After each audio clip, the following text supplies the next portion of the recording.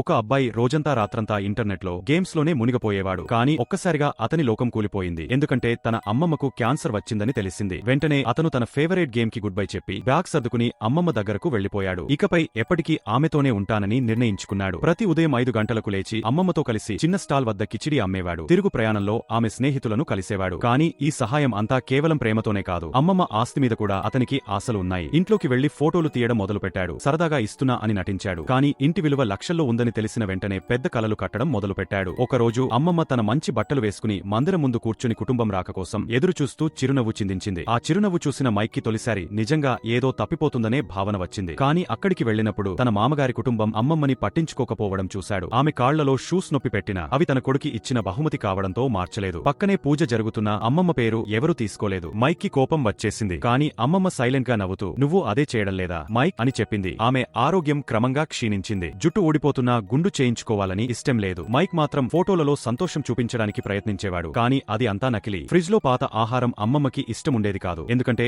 ఒంటరిగా తినలేక వదిలేయాల్సి వచ్చేది. ఇప్పుడు మైక్ తనతో ఉన్నందుకు ఆమెకి ఓదార్పు లభించింది. ఒకరోజు ఆమె దాచిన డబ్బులు కనిపించలేదు. కెమెరాలో స్పష్టంగా తాత తీసుకున్నాడని తెలిసింది. ఆ డబ్బు అసలు తన చివరి సమాధి స్థలం కోసం ఉంచింది. అయినా ఆమె క్షమించింది. తన అన్న దగ్గర సాయం అడిగింది. కానీ అక్కడ కూడా నిరాశ మాత్రమే ఎదురైంది. తిరిగి వస్తూ మౌనంగా ఉండిపోయింది. ఆ నిశ్శబ్దం మైక్కి తట్టుకోలేదు. అడిగాడు, ఇంత పెద్ద స్థలం ఎందుకు కొన్నావమ్మా? అప్పుడు అమ్మమ్మ సమాధానమిచ్చింది, నా విశ్రాంతి స్థలం అందంగా ఉంటే మీరు నన్ను గుర్తు చేసుకుంటూ వస్తారు. ఆ రోజు నుండి మైక్ ఆమె చేయి గట్టిగా పట్టుకున్నాడు. రాత్రి నిద్రలేక ఇబ్బంది పడితే ఆమె పక్కనే కూర్చుని ఉండిపోయాడు. కానీ చివరికి అమ్మమ్మ ఇల్లు తన కొడుకి పేరు మీద రాసేసింది. ఇది మైక్కి నచ్చలేదు. కోపంతో ఆమె వద్దకి వెళ్లి, నేను నీ కేర్ సరిపడా చేయలేదా? ఎందుకంటే నేను మొదట్లో లేనా అని అరిచాడు. కోపంతో వెళ్లిపోయాడు. వెనుక అమ్మమ్మ ఒంటరిగా కన్నీరు పెట్టుకుంది. కొద్ది రోజుల తర్వాత ఆమెను నర్సింగ్ హోమ్ కి పంపించారు. తెలిసిన వెంటనే మైక్ అక్కడికి వెళ్లి ఆమెను తిరిగి ఇంటికి తీసుకువచ్చాడు. అమ్మమ్మ సున్నితమైన నవ్వుతో తల ఊపింది. తన చివరి రోజుల్లో మైక్ పూర్తిగా ఆమెతోనే ఉన్నాడు. ఆ తర్వాత అమ్మమ్మ జీవనయాత్ర ముగిసింది. అంత్యక్రియల రోజు మైక్ కి ఒక ఫోన్ కాల్ వచ్చింది. అమ్మమ్మ అతనికి లక్షల్లో